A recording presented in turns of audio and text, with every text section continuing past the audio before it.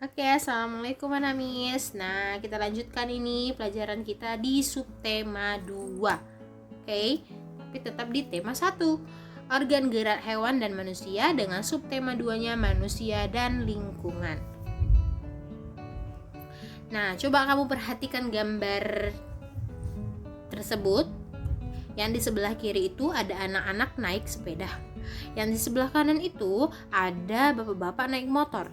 Nah, dari kedua gambar ini, manakah yang banyak menggunakan organ gerak manusia? Sudah dilihat? Nah, ya pasti kamu pilih jawabannya itu adalah anak-anak yang naik sepeda. Oke. Nah, salah satu kegiatan yang disukai si Benny saat hari libur itu adalah bersepeda menyusuri jalan pedesaan. Karena udara pedesaan itu masih segar, masih banyak pohon dan masih sedikit polusi. Nah, kegiatan Benny ini tentunya dapat bermanfaat bagi kesehatan. Dengan bersepeda rutin, semua organ gerak yang ada di tubuh dapat bekerja sebagaimana mestinya. Udah tahu kan jawabannya apa? Oke, jawabannya itu adalah anak yang bersepeda. Nah, kemudian coba perhatikan, pernahkah badanmu terasa pegal dan kaku setelah duduk diam beberapa saat? Pernah kan? Nah ya, karena pada saat duduk diam dalam waktu yang lama itu, organ-organ gerak pada tubuh tidak bekerja sebagaimana mestinya. Lihat gambar tersebut. Kakak itu duduk di bangku tapi dia memegang kakinya. Itu karena dia sudah terlalu lama duduk. Oke. Nah, bersepeda itu merupakan suatu kegiatan yang menyenangkan sekaligus menyehatkan. Sepeda bisa dikatakan sebagai alat transportasi darat yang murah, praktis, dan mudah dikendarai. Pasti kalian punya sepeda kan? Banyak orang memanfaatkan sepeda untuk pergi ke kantor, sekolah, pasar, dan lain-lain. Nah, sepeda juga ramah lingkungan karena tidak menggunakan bahan bakar minyak sehingga tidak menimbulkan polusi. Coba kamu perhatikan gambar tersebut. Ya, mereka tuh asyik bermain sepeda bersama dengan teman-temannya, ya kan? Semoga kalian bisa berkumpul lagi dengan teman-teman ya, bermain sepeda bareng-bareng. Oke. Nah, ada pun manfaat bersepeda itu, yang pertama dapat mengencangkan otot-otot tubuh. Nah, otot-otot apa aja yang dapat dikencangkan? Ada otot bagian kaki dan paha. Kemudian ada otot bagian belakang, pinggul, dan lengan. Kemudian manfaat bersepeda selanjutnya adalah menjaga kesehatan jantung. Karena jantung berdetak lebih cepat sehingga melancarkan peredaran darah dan oksigen. Kemudian dapat membakar kalori dalam tubuh. Nah, ini dapat menurunkan risiko terkena penyakit diabetes. Karena penyakit diabetes ini dapat menimbulkan berbagai macam penyakit seperti penyakit jantung, stroke, ginjal, dan lain-lain. Oke. Nah, minggu lalu di subtema 1 kita sudah belajar mengenai ide pokok. Nah, ide pokok itu seperti yang Miss bilang, ide pokok itu sama dengan gagasan pokok. Nah, gagasan pokok itu dia bisa terdapat di awal kalimat, di tengah kalimat, maupun di akhir kalimat. Nah, seperti contoh di video, di situ ada paragraf bersepeda. Bersepeda merupakan kegiatan yang menyenangkan sekaligus menyehatkan. Sepeda bisa dikatakan sebagai alat transportasi darat yang murah, praktis, dan mudah dikendarai.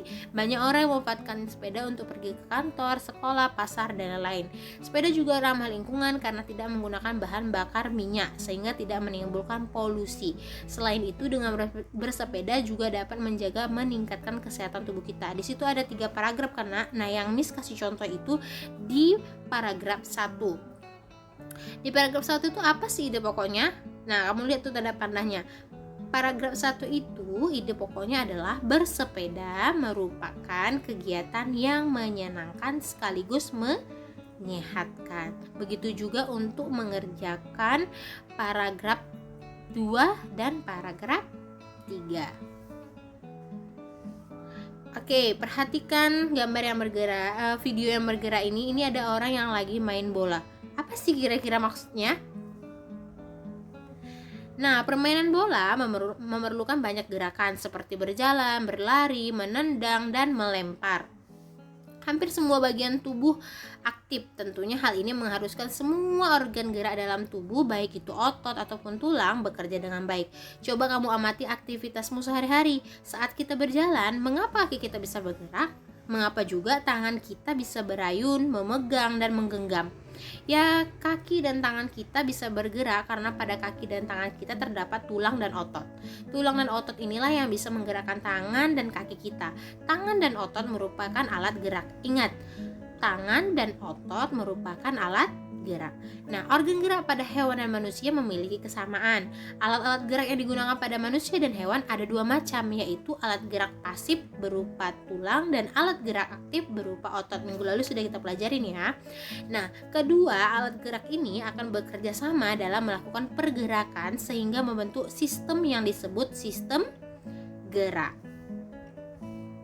Nah, coba kamu amati gambar kerangka ini. Di kerangka ini pertama di bagian atas itu ada tengkorak. Kita semua memiliki tengkorak, tulang kepala kita ini ya. Kemudian ada rahang bawah, kemudian ada tulang leher, tulang selangka, tulang belikat, ada tulang dada, tulang belakang, tulang pinggul, tulang pengumpil, tulang hasta, tulang telapak, tulang jari tangan itu terdapat di tangan. Kemudian ada tulang paha, tulang kering, tulang betis, tulang pergelangan kaki, dan tulang tempurung lutut. Ya, itu terdapat di kaki. Nah, kalau kamu sudah memperhatikan itu, itulah yang diciptakan oleh Allah dengan berbagai macam keadaannya manusia. Nah, baru itu Allah juga menciptakan yang namanya kekayaan alam. Kita di Indonesia ini memiliki kekayaan alam yang banyak. Nah, seperti contoh itu, lihat ada video keindahan alam Indonesia. Nah, Indonesia itu memiliki kepadatan penduduk, ya. Ini adalah peta kepadatan penduduk Indonesia menurut provinsi. Kamu perhatikan di situ. Yang berwarna hijau paling atas itu masih sedikit penduduknya.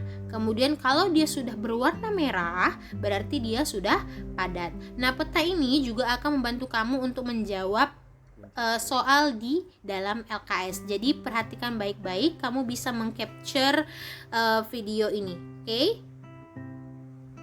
Nah, selain kita itu memiliki banyak penduduk dengan berbagai banyak suku bangsa dan tersebar di berbagai daerah, ini adalah peta persebaran suku-suku bangsanya. Ini juga akan membantu kamu dalam menjawab pertanyaan di LKS. Jadi, tolong di-capture ya, Nak. Oke, selain memiliki keberagaman suku bangsa, Indonesia itu juga dianugerahi keberagaman agama. Nah, ingat ya, keberagaman agama di Indonesia itu yang diakui itu ada 6. Yang pertama itu ada Islam, ada Kristen, ada Hindu, Katolik, Buddha, dan Konghucu. Di sini Miss menunjukkan berbagai macam tempat ibadahnya. Ada masjid, ada gereja, ada kuil, ada vihara, dan ada kelenteng. Nah, segitu dulu ya penjelasan dari Miss. Kita jumpa lagi di video selanjutnya. See you in next video. Assalamualaikum.